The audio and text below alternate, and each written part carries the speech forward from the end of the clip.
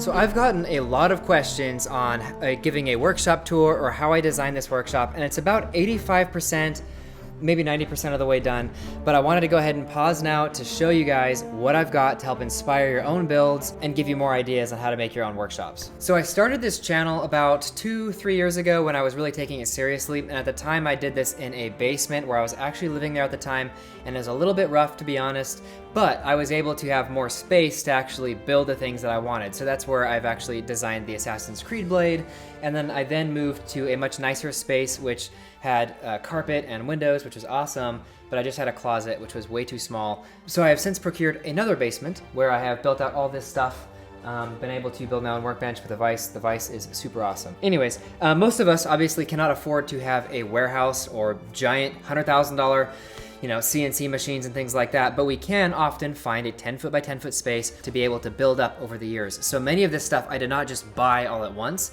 I've purchased it paycheck to paycheck over years to build up what my absolute passion is, which is making stuff. When building a workshop, I would say the number one fundamental thing to have as infrastructure is electrical. If you don't have good electrical, you're gonna have circuits breaking, you're going to have cables everywhere, it's gonna be a mess, not safe. So I had no outlets down here, which is why I installed 3 outlet circuits. So I've got, each one has just a single outlet for that circuit. They're both GFCI outlets, and they're rated for that, again, 15 amps of current, and it goes to a dedicated breaker for each one. And I just tidied up all the cables by running them alongside my existing residential cables. And then lastly, I did install a 20 amp circuit just because I wanted to have something at my disposal in case I do hit those current limits.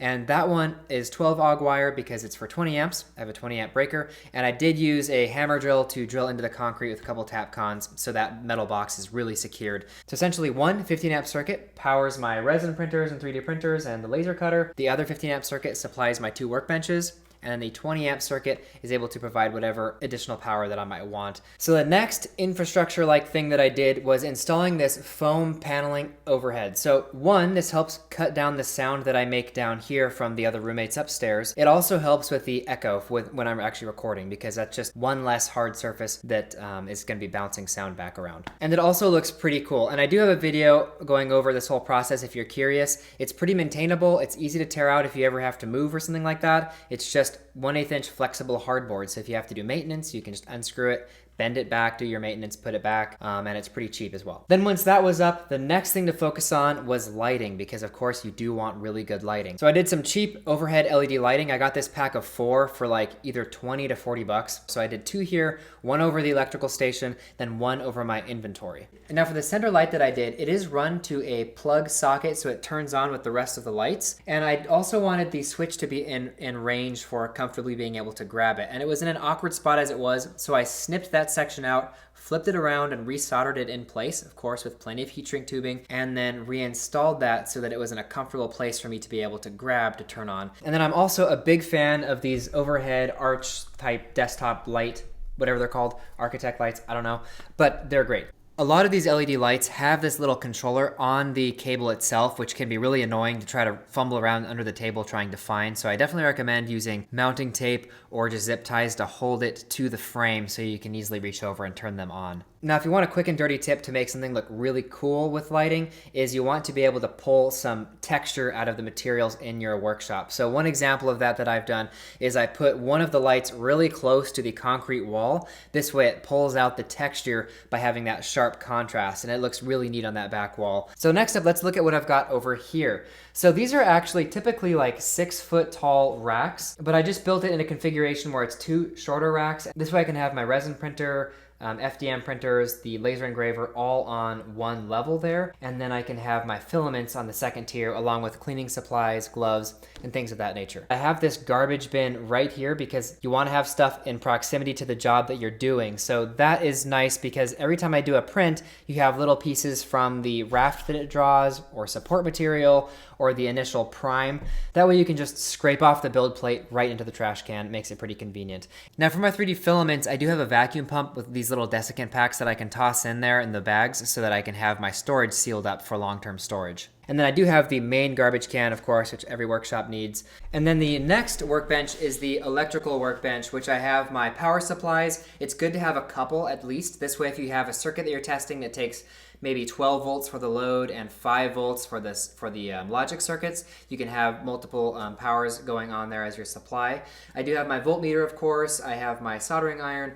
Do include a bottle of water next to your sponge though, but if it's not right there when I'm about to do the task, I just won't use it. So you don't want to be the guy that has to spit on the sponge to wipe the soldering iron. And then I've got my heat gun over there as well so that I can, use heat shrink tubing to be able to seal up the different joints that I do. And I have my electrostatic pad there, which is great for sorting small electronics. And then I've got those 4 helping hands, which are really nice. They're just magnetic. They snap down to the base. I can bend them to whatever position I want. And it's got the magnifying glass, which is really handy as well. And then I do have at the very back corner my sewing station, which I'll be adding more to. And then I have my whiteboard, which a key thing about making this workshop more functional for its size is having things be mobile. So of course I have my rolly chair that I can roll to any station. The rolly chair also goes super high up, so it goes like comically high. This is nice because it lets me work on this workbench, which I designed and built to be a standing workbench. I do have a video on this workbench as well if you want to make the exact same thing that I did so that I can have my vise mounted and have a nice space to be able to really get some serious work done. And then, of course, I've got my general storage in the back. But before we get to the general storage, I was on the topic of having stuff be mobile, like the whiteboard. I can pull it wherever I want. The chair I can roll around. The next thing is this mobile cart. Now, this is really, really huge. So I basically put all of my most common tools on top of this cart. So I've got my drill, my screwdrivers, wrenches, scissors, pliers, X-Acto knife, pre-drill bits, tape measure, and my calipers all on there because those are the things that I use pretty much no matter which workbench I'm at. So I just drag that along with me to wherever I'm working and it works out really well so I don't have to transport my tools all over the place. And that way I can always put them back in the right spot without having to go across the room to put them back. So this is nice because I can always just set it right back down. And then I also have protective gear on there as well because I'm one of those people that will definitely put on these safety squints when I'm doing something if I'm not within arm's reach of the safety glasses. So I have those on there. And then I've also got safety gloves because I got yelled at for my Elegoo printer. When I pulled that out and was doing resin printing, I was pouring isopropyl alcohol over my hands and some of the resin was still in the cube and it got on my hands there. And that is like a safety thing. So, well, maybe not air quotes. It is a safety thing, no air quotes. So yeah, I will be wearing protective gear for that guy. That was a rushed video, but I think it turned out pretty well. Overall, aside from the fact that you might get poisoned by touching the resin print itself. And the last workspace is the media desk. And Flexispot conveniently offered to sponsor a piece of this workshop by sending me this E7 desk. So I've got my boom mic here along with my cameras typically mounted here with my monitor. So it's big enough that I can actually get work done. And it's one of these super neat standing desks where I can have it go lower if I want to, be sitting and working on something, or go up if I want to be able to be standing. And it's super smooth, really nice controls, and it's like 98 pounds. It is the heaviest standing desk I have ever seen. Really nice quality, heavy steel, and one thing nice about it is it has enough overhang for me to be able to actually mount my lights to. So yeah, I'm thrilled with it. The cable management's super tidy and it's really good quality. All right, now let's look at the actual organization. So I got all of these organizer bins, and it's extremely important for electronics not to have them all in a big box, which I've totally done for the past few years, and inevitably I just end up throwing parts away because I don't know what they are anymore. They're too small to be labeled. So I have all these bins, they're broken out by part, and then I do a little QR code with my label printer that I have here. QR code gives me the full actual identifier for that part, so if I need to restock, I can just scan my phone with that. So with all these parts, I did get these wire racks. Again, it's one of these like 6 or 7 foot racks that I broke into 2 shorter ones. The wire racks are just unstable and you can't put things on, so I wanted a solid surface. I actually settled on getting this whiteboard backing. So it's pretty cheap at Home Depot. It's really nice because it's super smooth and polished, which means that I can put really fine, super tiny little SMD electronic parts on it and be able to still pick them up. If it's like rough plywood, those are so small that you actually can have a hard time identifying where you put them. Another thing too is it's dry erase. So you can actually use it to circle and draw between parts or label things, and it's pretty nifty in that way. So to cut them all to size, I just tape them all in a block of 4 sheets Use my skill saw, cut all the way around them, and then drop them in so that they were snapped to fit. Now, one thing that I did, and I did it for the racks over here as well, is I 3D printed my own end caps because that metal can be pretty sharp, and I wanted to make sure that I wouldn't end up like hitting my forehead when I was going through parts or whatnot. So they just snap on and protects you from getting hurt on those sharp edges. So many of you know that I make ballistic armor. I've done that for a while. I've tried different epoxies, composites, resins. I'm doing resin printing right now to try to see if I can help prevent some back face deformation while keeping the weight down. So I've got all of those materials on this wire rack, and then I've got more of the more like exotic or expensive parts, boron carbide, silicon carbide in this cabinet over here. And then I've got my hardware organized in bins, hinges, hardware, springs, that kind of thing goes in there, as well as also on the storage racks behind this media bench. So another thing to keep in mind is the humidity levels, especially if you're storing a lot of things like I am, and then especially if you're in a basement. Those tend to get more humid.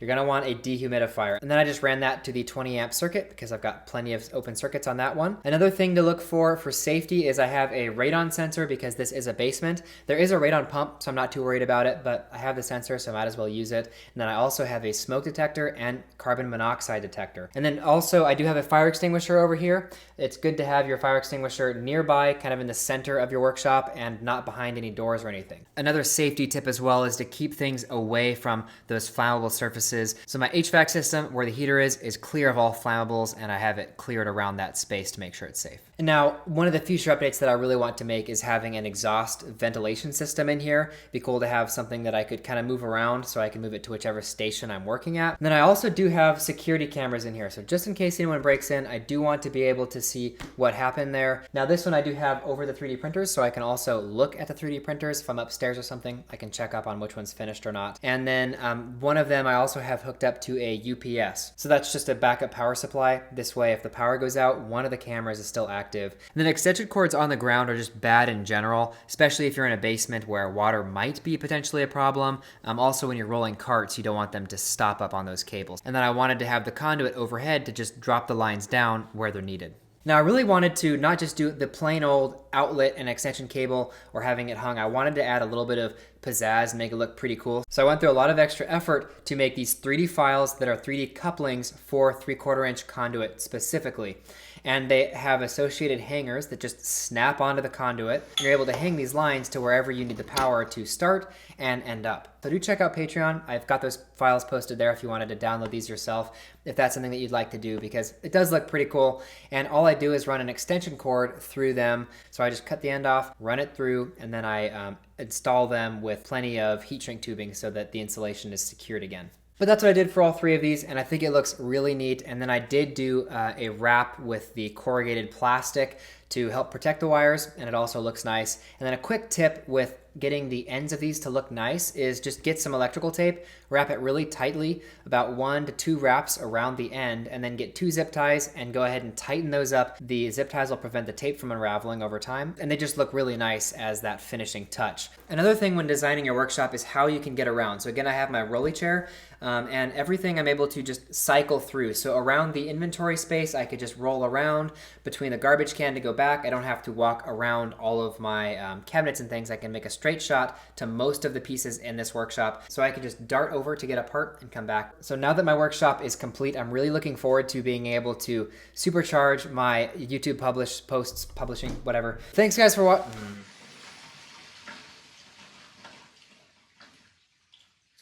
That was sewage. There's a sewer pipe that I would like to wrap with insulation so I don't have to hear that. Thanks guys for watching, and I'll see you next time.